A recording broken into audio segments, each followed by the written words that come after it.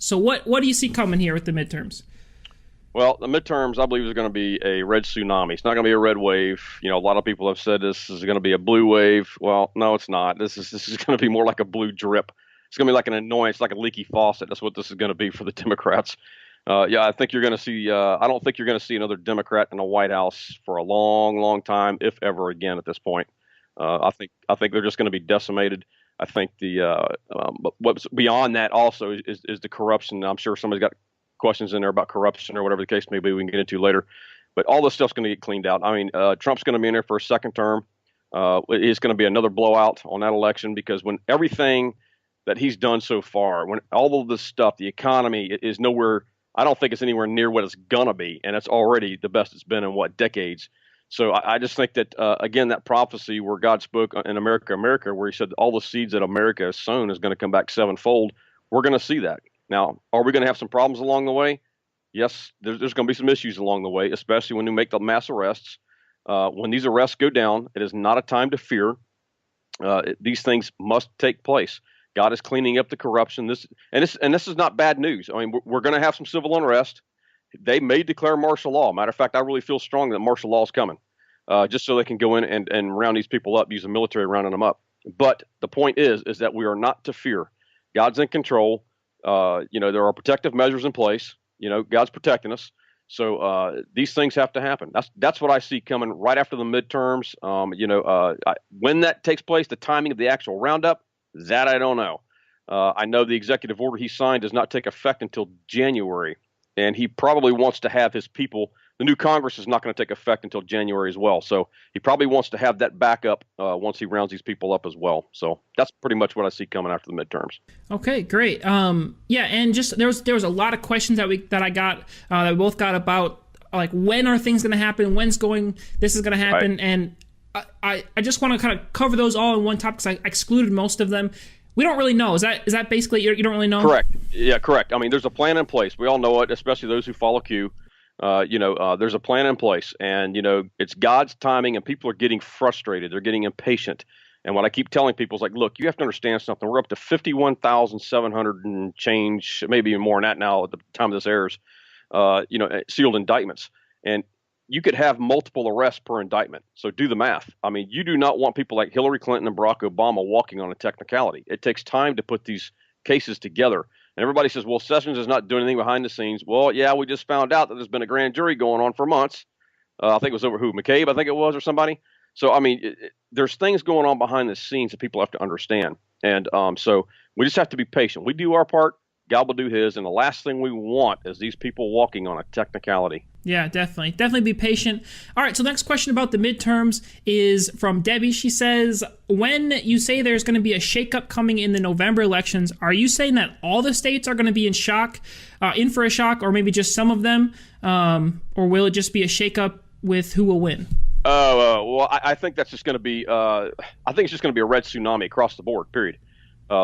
Local, state, federal levels.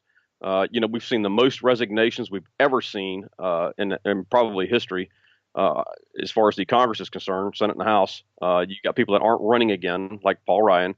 So you're going to have a massive turnover right now. A massive turnover of governorships at the state level. So I mean, I think it's just going to be massive. Period. Yeah, definitely. Well, I hope people take that and say, oh, I'm excited. I'm going to go out and be involved, because we definitely have to be involved. You can't just sit down and hope it happens, but be involved for sure. Good point, brother. Because that's another good point, because we cannot sit on our behinds and not get out and vote. We have to have faith. Yes, I understand that, but we also have to do works as well. You know what I mean? We've got to do our part, and that is, if you know someone that's not wanting to vote as a Christian, they need to get out and vote. We need to do our part. Absolutely. So that kind of wraps up the midterm topic. We had a couple more. Ginger, your question got answered. I didn't actually get to ask it, but it got answered, so that's the point. Anyway, so the next topic is more about the war and the violence that's potentially coming. Someone named Ingram asked, has God spoken to you about World War III? No. Well, yes and no. Let's put it that way. Okay. I think we're already in it, period. But this is a different type of world war. This is a shadow war. This is a covert war. It's not open warfare, ground warfare, so to speak. This is dealing with the cabal, the Illuminati, Luciferians, whatever you want to call them. They're all part of the same team, Kingdom of Darkness. This is a shadow war, basically, where this has never been attempted in the history of man. And I think God's going to absolutely just decimate the New World Order. I'm not so sure they're going to be able to recover from this. I mean, if they may, but I sense that they may or may not be able to recover from this, if ever again, because I mean, there's just when they drop the hammer on these guys, and I believe there will be executions, and we both know that John McCain was executed, under military tribunals, and which is another reason why Judge Kavanaugh they're screaming so loud. They're trying to disguise it that it's abortion that they're worried about. That's not what they're worried about. They want a solid 5-4 vote for the military tribunals. Because if you notice the line of questioning for Lindsey Graham the other day, he said, hey, if someone who's a civilian commits treason, does it fall under civil or military? And he said military. And that put a shock wave. That put the fear of God in every one of them. That's why they're fighting this guy so hard. It's not Roe versus Wade yet that they're worried about. It's the military tribunals because they know it's going to cost them lives and they're going to be executed. Wow. Well, you said, this isn't a question, but I'm just curious, you said that McCain was executed. Obviously, there's a story of going around that he had brain cancers. That wasn't it? Right. I don't think that was it, honestly, because then you had what came out the other day. Who was it? Kasich slipped up on an interview and on CNN and said that, he was basically executed. So it was a slip of the tongue. And it's like, you cannot, and I told someone this the other day, I said, look, when you watched John McCain's funeral and you saw the entire cabal right there in one spot, and they could have rounded them all up right there, man, if they wanted to, you know what I mean? Mm-hmm. Man, these people weren't smiling. I mean, they knew, but John McCain was a prophetic marker in time that we have moved from judgment to justice is now being served, period. And they know it. And they know that if they don't do something to stop this, they're next. So because John McCain was the number 3 guy, you had Barack Obama being number 1, Hillary Clinton being number 2, and John McCain being number 3. So if they can take down the head of ISIS, John McCain, you know what I mean? The number 3 guy out of all of this, they know they're next. Wow. So that's why they're scared to death. That's why they're screaming. Yeah. Wow. That's pretty incredible. Lisa asked, will our government turn on its people anymore after these tribunals? Turn on them in the sense of, I don't know what you quite means by that, but if you mean like turn against us, no, they're not going to turn against us. What we're going to find out, I believe, is that the truth of what they had planned, and what they had planned with the FEMA camps, what they had planned for rounding Christians up or anybody who opposed the government was going to go into these FEMA camps. What you were going to see was another Holocaust, because they know America is the only thing standing between them and getting their new world order in place. So that's what they're scared of people finding out. They don't want people waking up and finding out this. I mean, even Bush 41 said one day, if the American people truly found out what we were doing, they'd lynch us. Well, see, they already know. So now the truth is being released. So when they start releasing some of this information, it's going to be Katie bar the door, man. And I think what's happening is they're trying, like the Q movement, the patriotic movement, they're trying to wake people up is what they're trying to do. Give them the truth so that they will say enough is enough. We're not going to stand for this, and probably get some marching going on, some protesting going on in Washington, and demand that they arrest these people so that, hey, it's not the government that's doing this. It's the people that demand these people be arrested. But the problem is we got to get more people involved here quickly. You know what I mean? So it's educating people. It's the Great Awakening. It's opening people's eyes and ears. Great. That's good to hear. So Robert asks, do you know if we should be prepared for something happening that causes us not to be able to go out and do our normal activities? So do we need to? Yes. Yes, absolutely. Because I do think, now I could be wrong. I'm not prophesying this. I just tell you what I'm sensing. I do think they're going to declare martial law at some point. I think, and even Q has alluded to it. There's been other prophetic people allude that there's martial law coming a long time ago.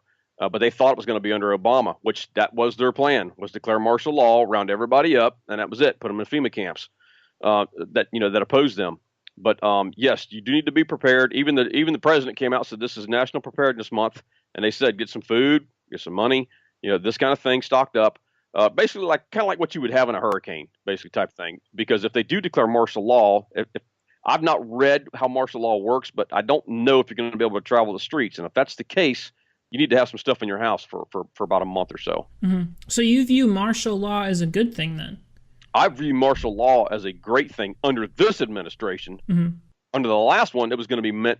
See, and I've been saying this for a long time, is that what everything that the enemy meant for us, in other words, the Obama administration and Hillary Clinton, what they meant to do to us is now being turned back on them. So they were intending on using martial law to round people up and put them in these concentration camps, if you will. And I'm not even going to get started on the pastors that were involved in this, by the way. And I'm fixing to go, and it's been public before. So, but if they want to search that out, it's called the Clergy Response Team under the Homeland Security and FEMA. And the pastors, as of 2014, there were 28,000 pastors nationwide who were part of that. And I'm sure there's a bunch more right now. So, and I'm not even going to get started on that being a traitor, what these guys are. And they can search that out on their own. That's called the Clergy Response Team. But that was their whole plan all along. But under this administration, it's now to round them up. See, it's being turned against them now. So, yes, I see martial law as a good thing. Because also when you start looking at the civil unrest that's coming, it will also protect the people from that. Because this president's not going to put up with it like past presidents have. Like they've let burn cities down, this, that, and the other. I think it's going to be met with swift. Let's just say it's going to be met swiftly. Let's put it that way. Put a stop to it. Okay. Well, that makes me a little nervous, but hopefully it turns out well. It's got to happen, man. But there's no time to be walking in fear, though. That's when we got to put our heads down and say, this has got to happen. God's doing it. God's in control. And, we need to have the attitude. It's like, okay, let's bring it on. Yeah. All right. Well, that's definitely an area of growth that I need to have then. So I'll be praying for that. All right. So we're going to transition into more people-focused things. A lot of people had different questions based on different people or even groups of people. So Lisa asks, how do you feel about Mueller, Sessions, and the Trump team or the Cabal team? So let's take it one person at a time. How do you feel? Like, what's your view on Mueller? It's kind of hard to pinpoint what these guys are because there's a lot of stuff going on behind the scenes. It's kind of like President Trump and Sessions. Man, this is the greatest WWE act I've ever seen. You know what I mean? Sessions is doing stuff behind the scenes. Trust me. If President Trump wanted to fire him a long time ago, he could have fired him. He's the champion of firing people. Yeah. I mean, you know what I mean? This is a WWE act that's going on, man. I love it whenever these guys are sparring back and forth like this. And Sessions was not called the silent executioner for nothing. So, I mean, I think it's to make their enemies at ease, where they think that there's issues going on, and then all of a sudden, wham! Here comes the hammer.